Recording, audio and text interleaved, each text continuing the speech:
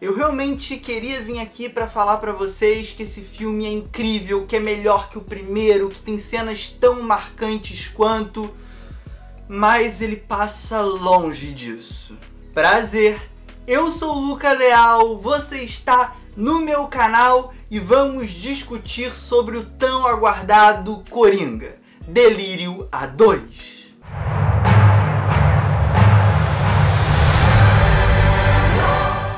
Logo após os eventos do primeiro filme, Arthur Fleck, o Coringa, se encontra preso no Asilo Arkham. E lá ele vai conhecer o grande amor de sua vida, Harley Quinzel. E juntos vão bolar alguns planos de fuga e, principalmente, uma estratégia para o julgamento. Coringa, Delírio A2, filme que chega aos cinemas brasileiros ainda essa semana, conta com direção de Todd Phillips, também responsável pelo primeiro filme do Coringa, lançado em 2019, e também pela franquia Se Beber Não Case. É um diretor com alguns projetos um tanto quanto inusitados. Mas antes da gente falar do filme em questão, acho que vale a pena fazer um breve retrospecto e citar o filme de 2019, o primeiro Coringa. Muita gente não dava nada pra ele, diria até que a maioria das pessoas. Como assim um filme do Coringa sem o Batman?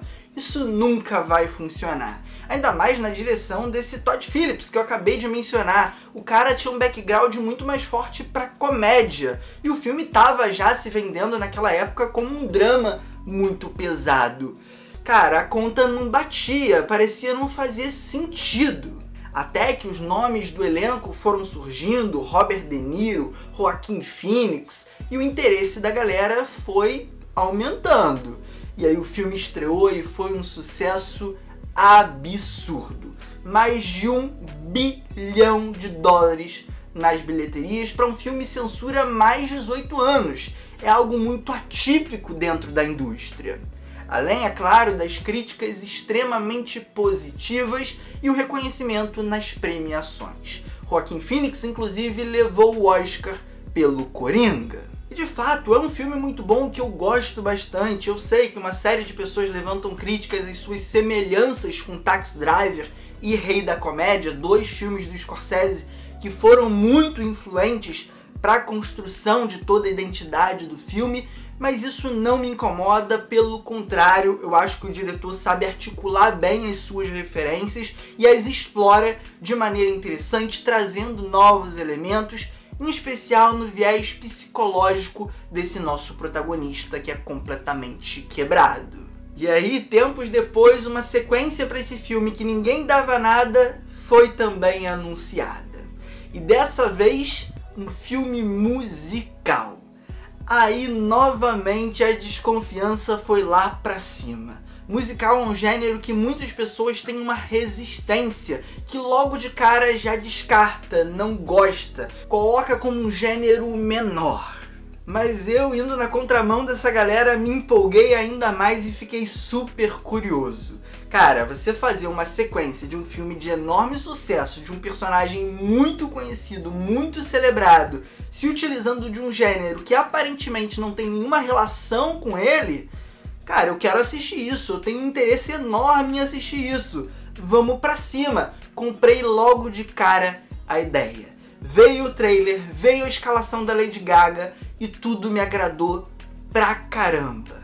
Até que hoje eu fui assistir ao filme e que decepção tremenda. Novamente eu elogio a ousadia de contar essa história desse modo. A questão é que a ousadia não é suficiente para sustentar um filme.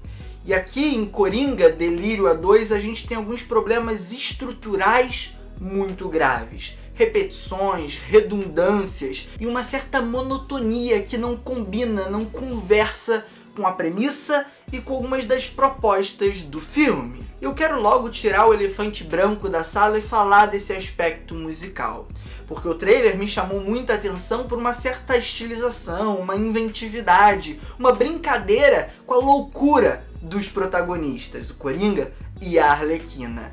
E aqui no filme eu percebi que os melhores momentos dessa inventividade, dessa plasticidade, já haviam sido entregues pelo trailer. E no mais, o filme ia por um caminho tanto quanto conservador, um tanto quanto engessado. As sequências musicais estão ali para costurar um momento ou outro, pontuar algumas viradas do filme, mas elas são tão sem gracinhas, são tão insuficientes, que por muitas vezes eu fiquei esperando vir um ápice, e ele nunca chegava. O filme parece que inicia ali embaixo, tem uma grande subida inicial, e ele se mantém naquele nível ali que ele subiu até o final. Ele não tem curvas dramáticas, ele não tem estabilidade, ele não tem clímax.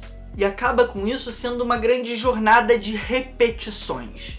É a prisão com Arthur sofrendo, é a prisão com Arthur interagindo com a Arlequina, é o tribunal do Arthur interagindo com outras figuras que passaram pela sua história, é o tribunal com Arthur interagindo com os juízes, com o promotor e com outras figuras envolvidas no caso, e entre esses blocos, essas sequências musicais que eu mencionei.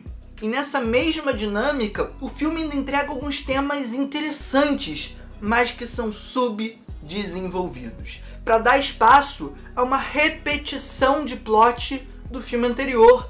Eu já não quero mais ver o Arthur tentando entender o seu passado, eu não quero mais saber dos traumas que ele passou na infância. O tempo disso já foi, tem um filme de 2 horas sobre isso.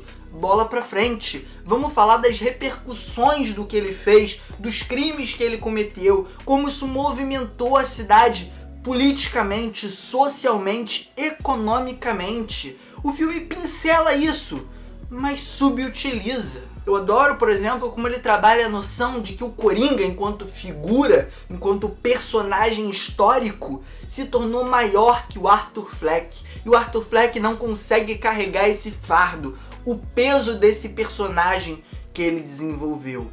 Mas isso é constantemente puxado para baixo por um drama psicológico de dupla personalidade ou não, que, cara, não convence absolutamente ninguém. E o próprio relacionamento dele com a Arlequina, que poderia ser algo interessante para movimentar as peças desse tabuleiro, virar o filme de cabeça para baixo, se torna basicamente uma grande conexão inicial que se instaura de forma quase que mágica, e a partir disso uma eterna constância de momentinhos dos dois trocando, conversando e nunca evoluindo enquanto pessoas, enquanto personagens, enquanto um casal. Eles só vão naquele papinho sempre igual, que parece ir de nada a lugar nenhum. E já que eu estou falando dos personagens, vamos falar um pouquinho sobre a interpretação dessa dupla principal. Joaquin Phoenix segue muito bem no papel, trazendo a carga dramática necessária. É um ator que consegue implementar um trabalho físico muito interessante. Aquela magreza dele volta aqui, é incômodo, é desconfortável. É um personagem que constantemente me parece fora do seu lugar. Ele é muito bizarro, ele é um tanto quanto pitoresco mesmo. E ele faz um contraponto interessante com a Arlequina, que por mais que também seja doida, também seja afetada, carrega uma carga um pouco transgressora e revolucionária, um pouco mais descolada. Ela é cool enquanto ele é estranho. E o filme, podendo se utilizar dessa espécie de contraponto, joga isso pro lado, escanteia isso e fala, não, eles vão ser só um casalzinho e é isso. Engulam essa dupla que vai bater papo e dar uns beijinhos. Sobre a Lady Gaga, eu realmente acho que ela tá bem no papel, ela consegue convencer, ela tem uma aura de mistério interessante que por algumas vezes o filme se utiliza para gerar uma dúvida. Será que ela existe? Será que ela é fruto da imaginação dele? Será que ela é real? Ela tá se aproveitando dele? Ela tá mentindo? É um jogo interessante que tá muito calcado nessa interpretação da Gaga. Ela também tem ali uma dinâmica que não me agrada tanto no que diz respeito à transformação para virar a Arlequina que a gente conhece e sair daquele lugar da paciente um pouco mais fragilizada, se é que ela já esteve nessa condição, mas ainda assim acho que é uma personagem que funciona, acho que ela acrescenta o filme. Eu vi antes de assistir ao filme algumas pessoas comentando que ela tinha um espaço reduzido. Eu não considero isso, inclusive eu a considero uma coprotagonista do filme e não uma coadjuvante. Se ela fosse aparecer, por exemplo, no Oscar, eu a indicaria a melhor atriz principal, não a melhor atriz coadjuvante. Sobre a construção desse mundo, Gotham continua sendo um lugar extremamente decadente, um lugar frio, úmido, esverdeado, com prédios muito opressores. E a direção de arte, o design de produção trabalha isso muito bem. Agora a gente se aprofunda pelos corredores de Arkham. E cara, que lugar bizarro, é um lugar assustador. E você entende o porquê daquelas pessoas que vivem ali serem do jeito que são. Inclusive o próprio Arthur tem uma degradação física proveniente daquele ambiente. Acho isso muito interessante. A fotografia tem alguns planos e algumas ideias legais, mas que eu acho que poderiam ser mais ousadas. E aí a gente entra naquele conservadorismo que eu mencionei. O filme tem até algumas referências que vão mais para a estilização, que vão mais para a loucura, mas ele nunca abraça isso, ele nunca se joga por completo nisso, e o delírio fica só no título. Existem uma série de rimas visuais com o filme anterior, em vários momentos links entre os filmes, referência entre os filmes, cenas que o Coringa faz no primeiro, agora a Arlequina faz, coisas que o Coringa fez no primeiro de uma forma, agora ele faz diferente, mas pelo mesmo ângulo da câmera. Tem vários joguinhos desses, além, é claro, de várias referências ao cinema musical. Tem Cantando na Chuva, Os Sapatinhos Vermelhos, A Noviça Rebelde, Chicago, Moulin Rouge, entre vários e vários outros filmes, em especial daquela era de ouro de Hollywood. E aí eu acho até interessante citar um exemplo de outro filme musical que bebe também de muitas dessas referências que eu citei e consegue fazer um trabalho mais ousado, mais interessante, mesmo não tendo dois personagens surtados no protagonismo, que é La La Land. La La Land, do Damien Chazelle, concilia muito bem essa dinâmica de referências, em especial com Cantando na Chuva, mas também pega de todos esses outros que eu mencionei. Agora, fazendo uma visão geral, Coringa Delírio A2 parte de uma premissa ousada, mas ousa pouco. É um filme extremamente conservador, que segue muito dos parâmetros do filme anterior e também não se desenvolve tematicamente como uma sequência. Me parece por algumas vezes quase que um prequel. Chega de falar do passado do Arthur Fleck, eu não quero mais saber da mãe dele. Ela já morreu, isso já foi. Vamos focar no que de fato interessa. Vamos focar no que está acontecendo em Gotham naquele momento. E é um momento muito interessante nesse sentido, de convulsão social, de revolta. Cara, por que vocês descartam isso? O romance do Coringa com a Arlequina também é subaproveitado, é um filme repetitivo, que investe nessa dinâmica de filme de tribunal, que poderia até funcionar se essas quebras musicais fossem melhores, mais bem inseridas, mais ousadas e principalmente mais delirantes. Mas e aí, quais as suas expectativas pro filme?